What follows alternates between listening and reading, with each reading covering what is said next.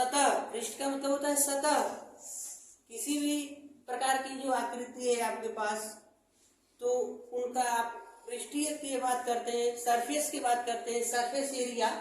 तो सरफेस मतलब जो सतह है, जैसे कि ये हमारा बोर्ड दिख रहा है, तो बोर्ड का पृष्ठ की बात करें तो ये जो प्लेन दिख रहा है यही इसका सरफेस है, पृष्ठ है, ठीक है।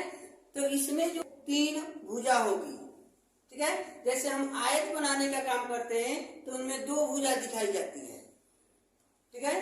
चतुर्भुज बनाते हैं तो उस आयत जो होती है भुजा की संख्या 4 होती है, लेकिन उनकी जो मतलब उसमें आमने सामने की भुजा हो गई, एक सतह पर बनाई जाती है आयत, उसमें ऊंचाई नहीं दिखाई जाती है। लेकिन जब ऊंचाई दिखा दी जाए, लंबाई और चौड़ाई के अतिरिक्त आपको ऊंचाई मिल जाए, तो वहां पर एक बीमा और बढ़ गया, ऊंचाई लंबाई है, चौड़ाई है, उसमें ऊंचाई भी शामिल हो गई। अगर यहाँ पर एक पेज की बात करें तो ये पेज जो है आयत के नुमा है, ये वर्ग के नुमा भी हो सकता है। क्यों? क्योंकि इसमें देखो आयत इसलिए है क्योंकि इसमें यह चौड़ाई है और ये लंबाई है, लेकिन इसकी मोटाई होती तो उसको मान लेते कि ऊंचाई है, बट यहाँ पर लंबाई और चौड़ाई है, ऊंचाई नहीं दिख रही है। तो ये 2 बीमी है, इसमें 2 बीमा है, और इसमें अगर ऊंचाई शामिल हो जाता तो कहते त्रिबीमी है। बट इस बुक की बात करें तो देखो ये त्रिबीमी है। क्यों? क्योंकि इसका एक यह चौड़ाई हो गया, ये लंबाई हो गया, और यहाँ पर देखो ऊंचाई हो गई। तो इसका ये मतलब हो गया कि ये आकृति या तो घन हो सकती है या तो घन। तो इसमें सरफेस एरिया या वॉल्यूम ज्ञात करने की जो बात हो रही है, इनमें हम घन और घनाभ जैसे आकृतियों के बारे में पढ़ेंगे। बेलन हो सकता है, शंख हो सकते हैं, गोला हो सकता है, मतलब ऐसे आकृति हमारे पास आएंगी जिनका हम सरफेस एरिया निकालेंगे और उनके आयतन के बारे में जानेंगे। आयतन का तो यहाँ पर सबसे पहले हम आपको बता दें कि ठोस आकृतियां जैसे क्या होगी। यहाँ पर देखो ठोस आकृतियां होती हैं। तो ठोस आकृति की अगर बात कर दें तो बहुत सारी आकृतियां हमारे पास होंगी जो ठोस के रूप में होती हैं, ठीक है। तरह की ऐसी वस्तुएं जो स्थान घेरती हैं, ऐसी वस्तु जो स्थान घेरती है वो ठोस कहलाती हैं, ठीक है। ऐसी वस्तुएं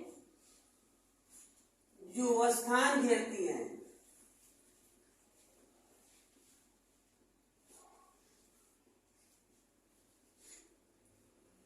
ठोस कहलाती है। होगी उसमें पृष्ठीय क्षेत्रफल के कंडीशन में अगर मान लिया जाए, देखा जाए तो कह कि ठोस आकृति की सीमा बनाने वाली समतल आकृतियों का क्षेत्रफल पृष्ठीय क्षेत्रफल कहलाता है। मतलब जो ठोस आकृति होती है उसकी सीमा क्या है। मान लो जैसे कि आपने ऐसे कोई एक क्यूब ले लिया, क्यूब ले लेते हैं, तो इस क्यूब को बनाने वाली, क्यूब को बनाने के लिए कोई ना कोई सीमा है ना। अब ये नहीं ना कि इतना दूरी तक क्यूब है, क्यूब आपका यहाँ पर है, ठीक है, यानी इसी तक आप सीमित रह जाएंगे, इससे बेसी आप नहीं जाने वाले हैं। तो जो इसकी सीमा को प्रदर्शित कर रहा है वह इसकी बीमा है। यह क्या है? बीमा है। यह बीमा है, यह बीमा है, यह बीमा है, ये सब के सब बीमाएं हैं, ठीक है। तो आप यहाँ लिख सकते हैं पृष्ठीय क्षेत्रफल किसे कहते हैं, यहाँ पर हम नोट कर दे रहे हैं, पृष्ठीय क्षेत्रफल लिखते रहेंगे। ठोस आकृति की सीमा बनाने वाली समतल, ठोस आकृति की सीमा बनाने वाली समतल, सीमा बनाने वाली समतल आकृतियों के क्षेत्रफल, समतल आकृतियों के क्षेत्रफल को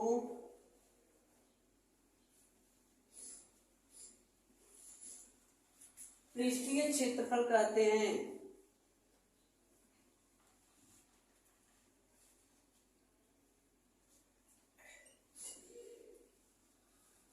पृष्ठीय क्षेत्रफल कहते हैं मतलब ठोस आकृति की सीमा, जो सीमा को निर्धारित करता है और उसके अंदर आने वाले भाग या क्षेत्रफल को हम पृष्ठीय क्षेत्रफल कहते हैं।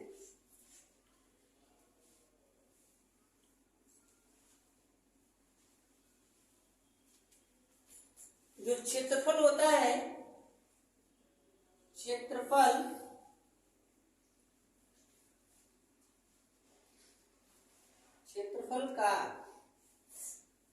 क्षेत्रफल का जो सूत्र होता है, बीमा होती है, पैमाना इसका जो होता है, या कह सकते हैं क्षेत्रफल की वर्ग इकाई।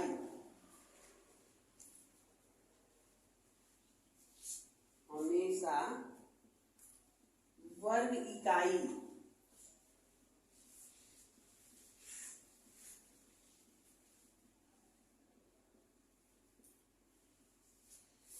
के रूप में लिखा जाता है, यानी इसमें लंबाई या चौड़ाई होगी। क्षेत्रफल आप निकालेंगे तो क्षेत्रफल में दो विमाएं शामिल होती हैं, लंबाई और चौड़ाई। इसलिए इसका जब हम इकाई लिखते हैं, मात्रक लिखते हैं, तो वर्ग के रूप में लिखते हैं। अगर आयतन निकालते हैं तो आयतन का जो मात्रक लिखा जाता है घन के रूप में, क्योंकि उसमें 3 विमा शामिल हो जाती है।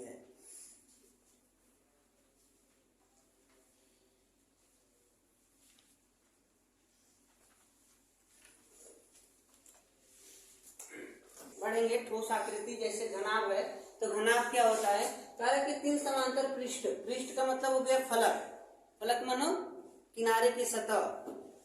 देखो समांतर 3 समांतर पृष्ठों के युग्मों से घिरे ठोस को घनाभ कहते हैं। अब 3 समांतर, तो 3 को समांतर और युग्म माने जोड़ा, तो मतलब 6 को हो गया, 6 फलक हो गई। तो कह रहे हैं, देखो यहाँ जो अगर बनाते हैं आप फिगर कुछ इस प्रकार बन जाएगा।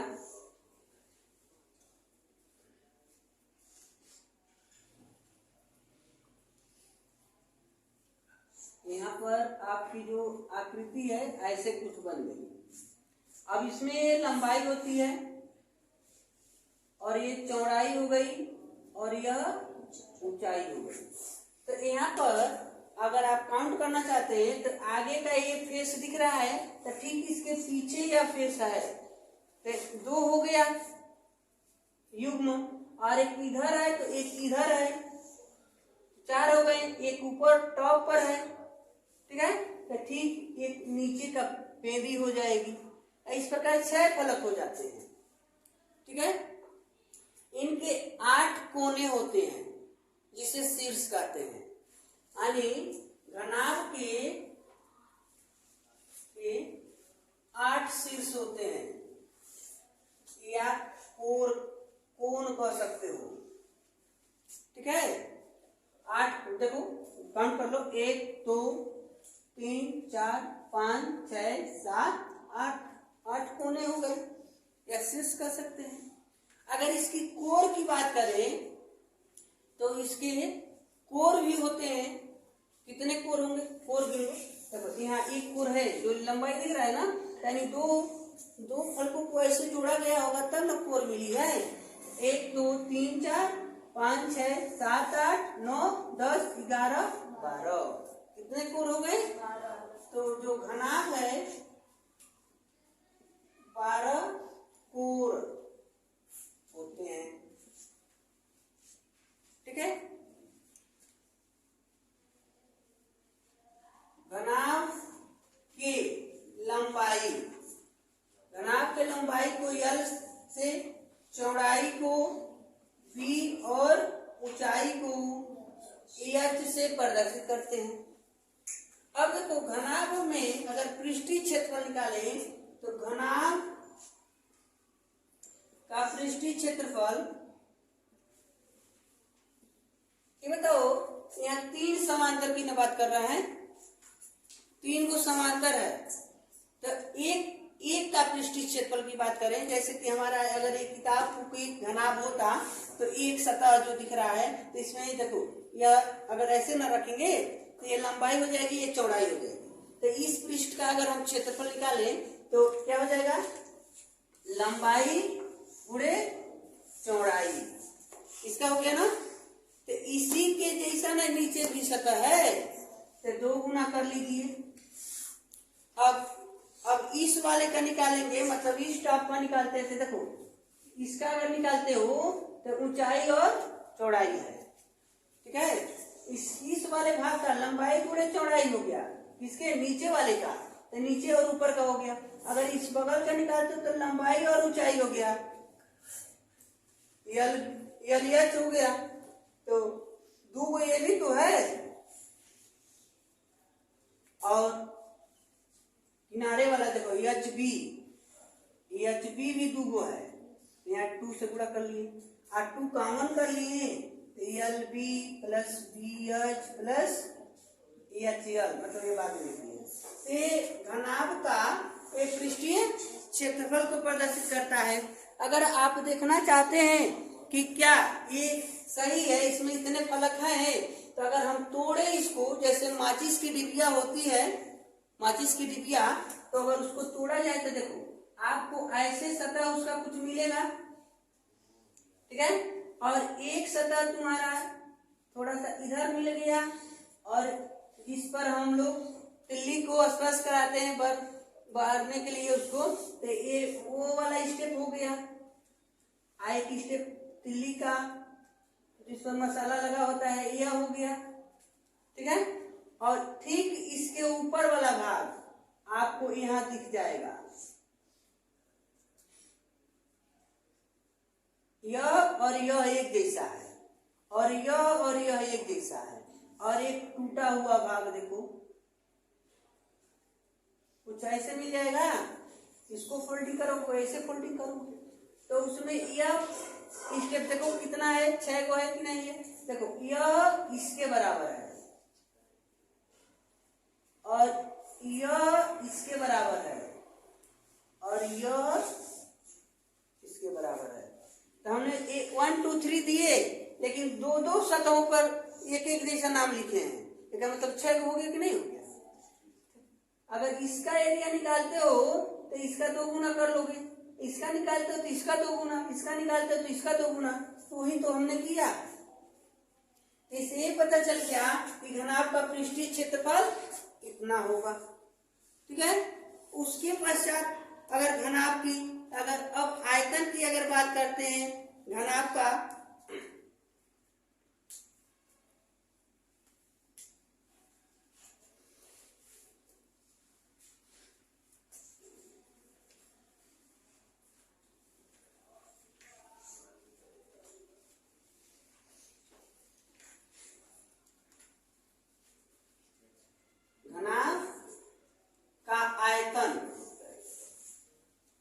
आयतन के लिए केवल इतना आपको करना है, लंबाई गुणे चौड़ाई गुणे ऊंचाई, लंबाई गुणे चौड़ाई गुणे, ये आपका घनाभ का हो जाएगा आयतन, ठीक है। और एक घनाभ का पृष्ठीय क्षेत्रफल या संपूर्ण पृष्ठीय क्षेत्रफल कर सकते हैं, ठीक है। और अगर केवल कभी कभी ऐसा हो सकता है कि दीवार, मान लो ये दीवार की पेंटिंग करनी है, तो दीवार की पेंटिंग करते समय ये होता है कि केवल दीवार का पेंटिंग करनी है भाई, छत का नहीं करिएगा और नीचे का फर्श का पेंट नहीं करना है। तो इसका मतलब कितने सतहों पर आप पेंटिंग करने का कार्य करते हैं, 4, केवल 4 सतहों पर पेंटिंग किया जाएगा, ठीक है। तो उस केस में अगर कह देता है चारों दीवारों का क्षेत्रफल बताइए, 4 दीवारों का पृष्ठीय क्षेत्रफल कितना होगा, तो उसके लिए अगर हम बात करते हैं दीवारों के पृष्ठीय क्षेत्रफल के लिए, तो यहां लिख सकते हैं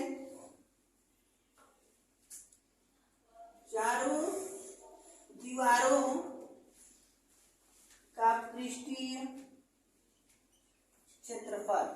तो देखो भाई, एक दीवार यह है, एक दीवार इसके पीछे है, एक दीवार यह है, एक दीवार इसके पीछे है। तो जब इसका निकालेंगे एक दीवार का, तो यल और यल, ठीक है, यल एच। तो इस प्रकार दो दीवार है ना, ठीक है, प्लस अब बताओ एक दीवार इधर है, एक दीवार ठीक यहाँ पर है, तो इसका क्षेत्रफल कैसे निकालोगे, बी और तो दुगुना है तो बी एच, इसमें से कॉमन क्या बन जाएगा आपका 2l प्लस बी एच।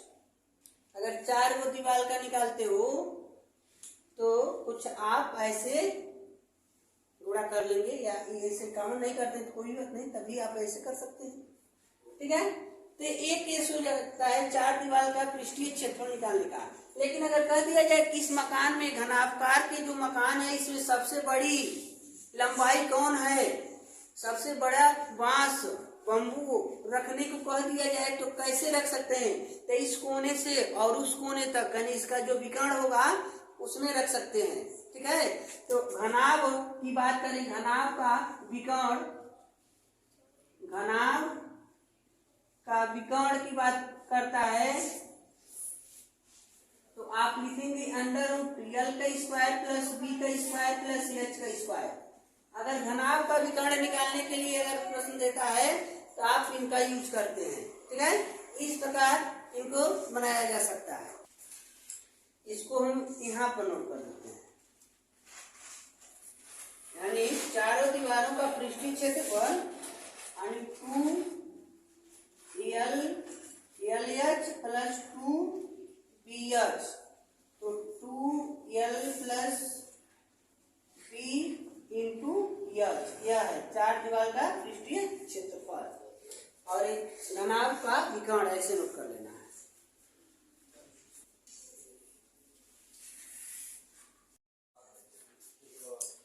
चलिए अब घन के बारे में पढ़ेंगे कि घन का क्या कंडीशन होती है, घन कैसे रहता है, कैसा दिखता है।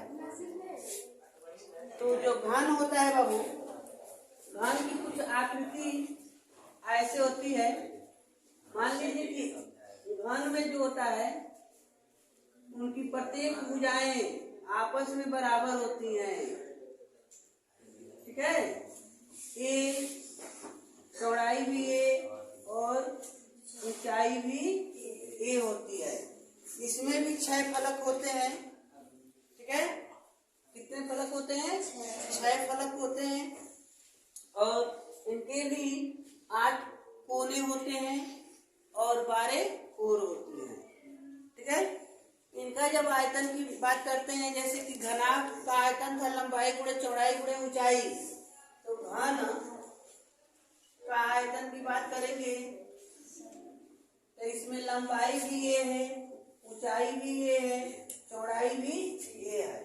तो ए का क्यू घन का आयतन, ठीक है, ए क्यू, या कह सकते हो भुजा का क्यू,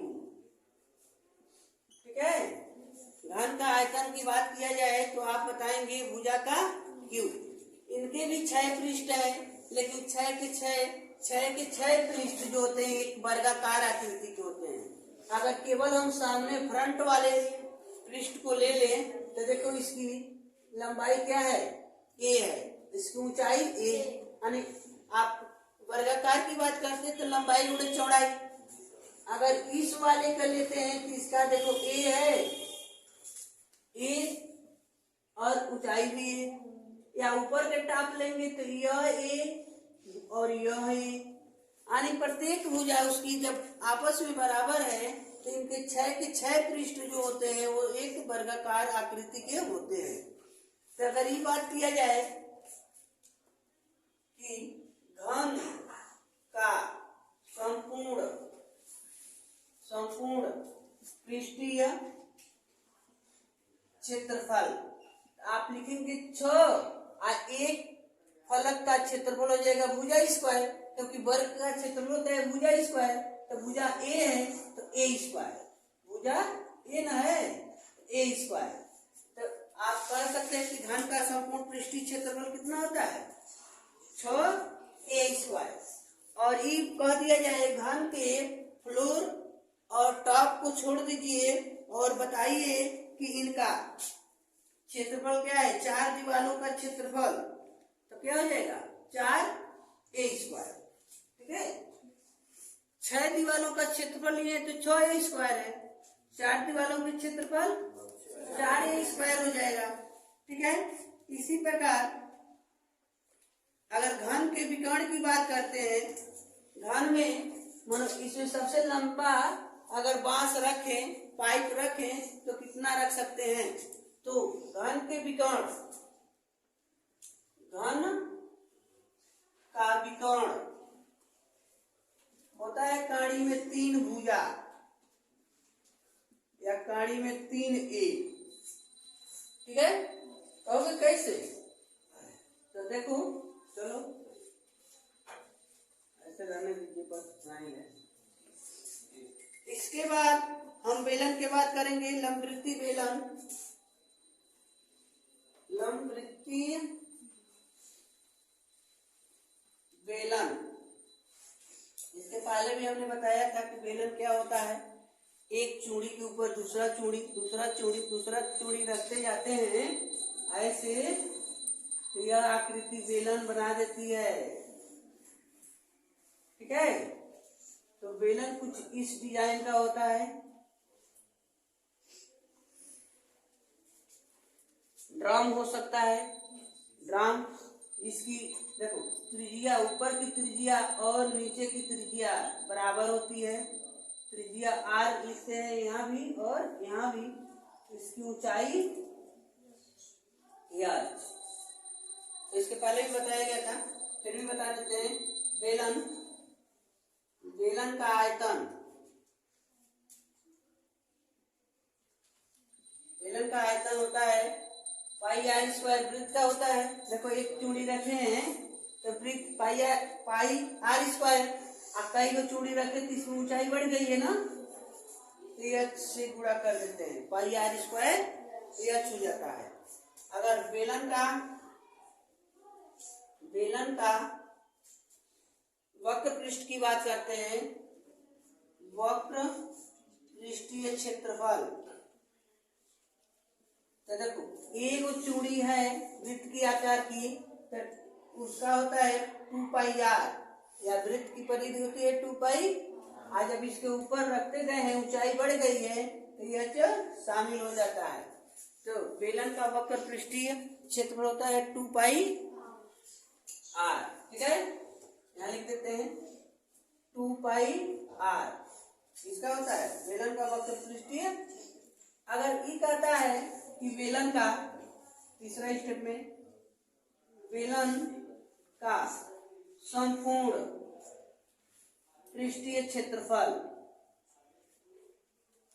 तो देखो संपूर्ण का मतलब नीचे भी ढक्कन का यूज कर लिया गया और ऊपर भी कर लिया गया, तो ओगन तो वक्र पृष्ठीय क्षेत्रफल 2πr या चाहिए है, और 2 को ढक्कन हम इसमें जोड़ लिए, तो एक ढक्कन बाबू कितना का है, πr² का है, और 2 को हो गई है तो 2 को πr², तो इसमें से हम 2πr कॉमन कर दे तो h+r बच जाता है।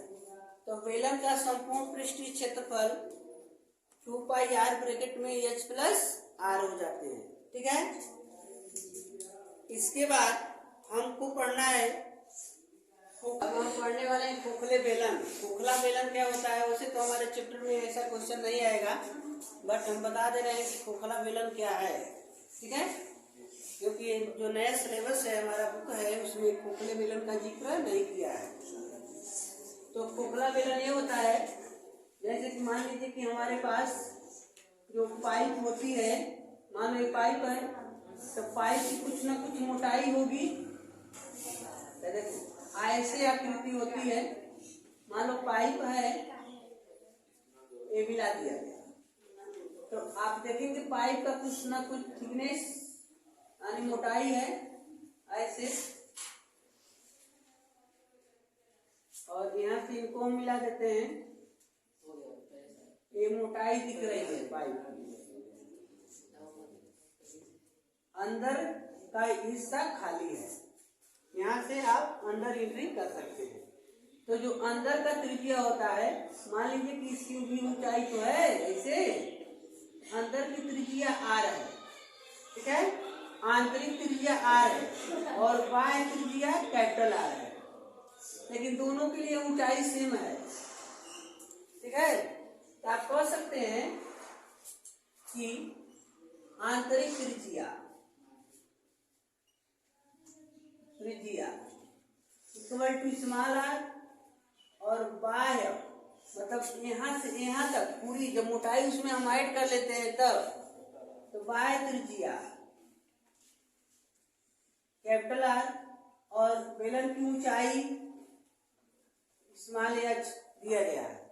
तो उस केस में अगर कहता है कि खोखले बेलन के आयतन बताइए, तो खोखले बेलन के आयतन बताने के लिए क्या करेंगे हम, तो देखो खोखले बेलन के आयतन निकालते हैं अगर, तो पहले तो इसकी इतना मोटाई इसकी भर गई है, तो यहाँ लिखे हैं कि खोखले बेलन का आयतन इक्वल टू दोनों बेलनों के आयतन का अंतर।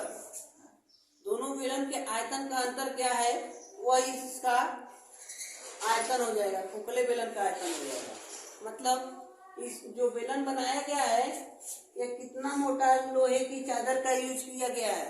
अगर कह दिया जाए एक पाइप लाकर रख दी जाती है, कहा जाता है इस पाइप का आयतन बताइए, यानी उस पाइप को बनाने में कितने मटेरियल का यूज किया गया है, कितने पदार्थ लगाए गए हैं, तो क्या करते हैं आप उसको वजन करते हैं, उसका द्रव्यमान मापते हैं, उसके बाद घनत्व तो मापेंगे, ठीक है। तो उस कंडीशन में आयतन निकालते हैं तो द्रव्यमान बट्टे घनत्व का यूज किया जाता है, लेकिन हमको पता नहीं चल पाता है कि बिना वजन किए उसको बताएं तो कैसे बताएंगे। तो उसके लिए कंडीशन है, इसमें जितना भी मोटा फाइबर का या लोहे का या चांदी का स्टील का भी पाइप जिसका भी बनाई गई है, तो उसमें इसमें कितना मटेरियल का यूज किया गया है, आयतन को मापने के लिए क्या किया जाएगा, एक बार अंदर तुमको दिख रहा है बेलन, एक बार बाहर, तो हम बाहर वाले बेलन का आयतन निकालेंगे, यानी मोटे वाले बेलन का आयतन निकालेंगे जिसकी त्रिज्या कैपिटल R है, पुनः जिसकी त्रिज्या स्मॉल r है उसका बेलन उसका आयतन निकालेंगे और दोनों को घटा देंगे, तो जितना बचेगा यह बचेगा। तो यहाँ लिखना है बाहर, यहाँ लिखे ना दोनों बेलन के आयतन का अंतर।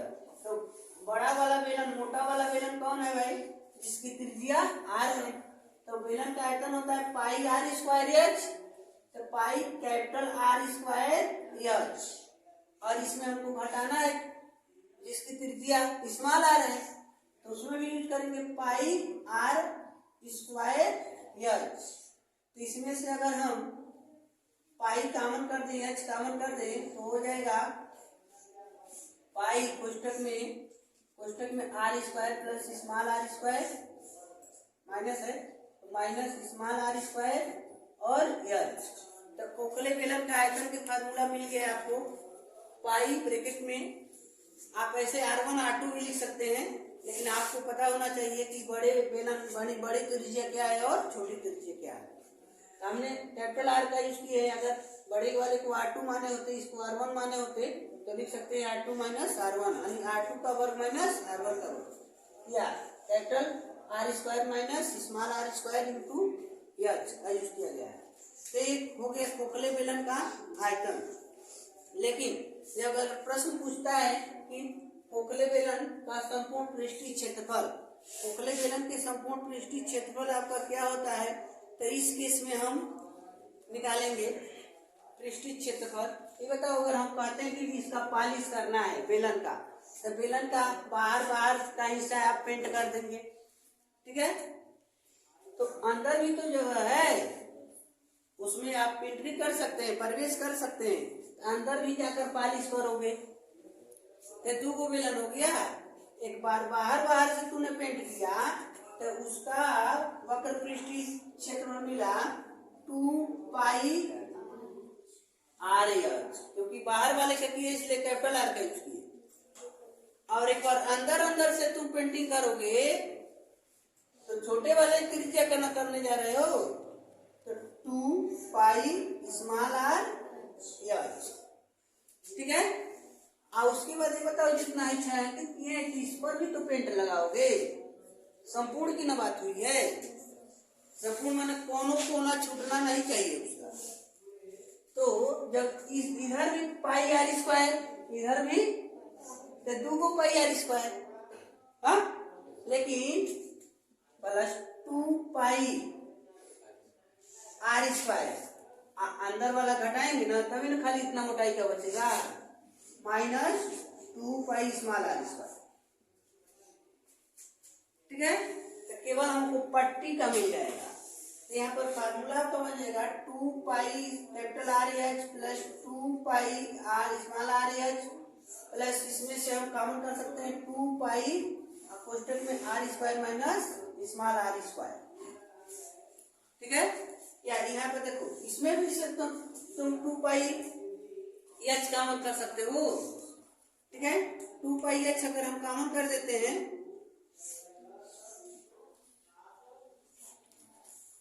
इतना में से, तो देखो 2 पाई एच कॉमन कर दिए तो बच जा रहा है आपका r plus small r, capital are plus small r, और यहाँ 2 पाई कॉमन है तो इसको 2 बार कोष्टक में लिखो तो आर प्लस स्मॉल आर और आर माइनस स्मॉल आर, ऐसे लिख सकते हो। वर्गांतर के सूत्र है, तो देखो इतना और इतना में देखना कॉमन क्या बन रहा है, अगर एक कोष्टक न रहे। अब देखो 2 pi H R small r, यहाँ एच है तो यहाँ तो एच नहीं है। ठीक है, लेकिन देखो 2 पाई कोष्टक में आर प्लस एच, 2 पाई कोष्टक में आर प्लस आर है स्मॉल आर, यहाँ पे तो हम 2 पाई कोष्टक में small are plus capital r रख लिया गया, तो यह और यह निकल गए ना, तो बचा क्या एच, तो एच प्लस इसमें से यह दोनों निकल गए तो है ना बचा है capital h minus small are. यह क्या बन गए, खोखले बेलन के समूह पृष्ठीय क्षेत्रफल का फार्मूला आपका बन गया 2 पाई ब्रैकेट में small are plus capital R, दूसरे ब्रैकेट में H plus capital R minus small R. ठीक है, तो ये वक्र संपूर्ण हो गया। अगर केवल वक्र पृष्ठीय क्षेत्रफल की अगर बात करते हैं, वक्र पृष्ठीय क्षेत्रफल, तो केवल यहाँ पर जो दिख रहा है ना यही हो जाएगा, क्योंकि यह नीचे पेजी को पेंटिंग नहीं करनी है। तो वक्र पृष्ठीय क्षेत्रफल की अगर बात करते हैं तो इसको केवल हम उठा लेंगे 2 pi capital R H plus 2 pi small R, तो यहाँ से 2 पाई एच कॉमन करोगे तो capital are plus small are, यह केवल वक्र पृष्ठीय क्षेत्रफल है, संपूर्ण नहीं होगा। ठीक है, तो ये था खोखले बेलन की बात।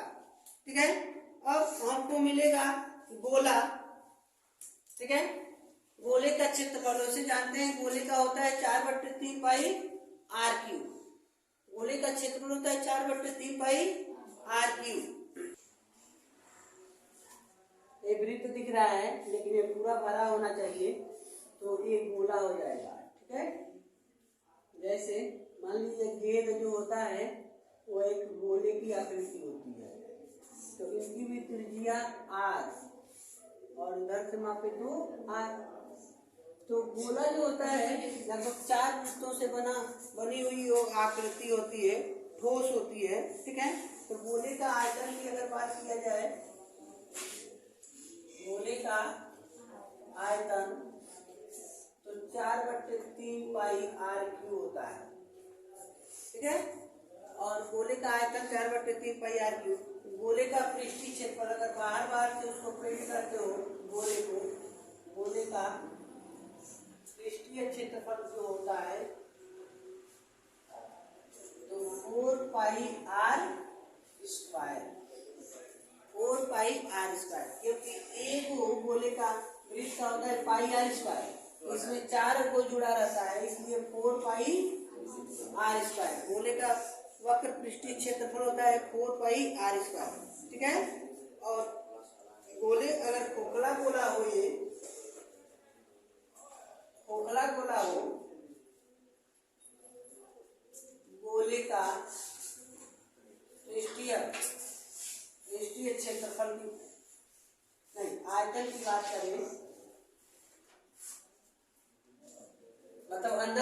खाली हो, इसमें भी कुछ मोटाई होगी, इसमें भी 2 त्रिज्या हो जाएगा। आंतरिक त्रिज्या कुछ अलग हो जाएगी, आंतरिक त्रिज्या R हो जाएगी और बाह्य त्रिज्या कैपिटल R हो जाए। तो यहीं पर डिफरेंस कर देना है, 4/3 पाई कोष्ठक में कैपिटल R और माइनस स्मॉल r का होल क्यूब। ठीक है, ऐसे कर देंगे, या बाहर इसको अंदर से ही होल क्यूब रखिए, गुड रहेगा। तो ये था गोले के लिए, लेकिन कभी कभी गोला हमारा आधा गोला कटोरा के जैसे होता है। ठीक है, हाँ जी, कटोरा में बहुत तुम लोग दूध पीते हो ना, दाल के पानी पी लेते हो, दाल ही पी लेते हो। चलो ठीक है, कटोरा है कि कटोरा पीना, जैसे कि भीम रहने तो 10 कटोरा पिए पानी। ठीक है, तुमके 10 हाथी तुम लोग भी कटोरा कटोरा में जितना पानी पी लोगे ना, तो ऐसा नहीं होगा, हाथी का बल नहीं होगा।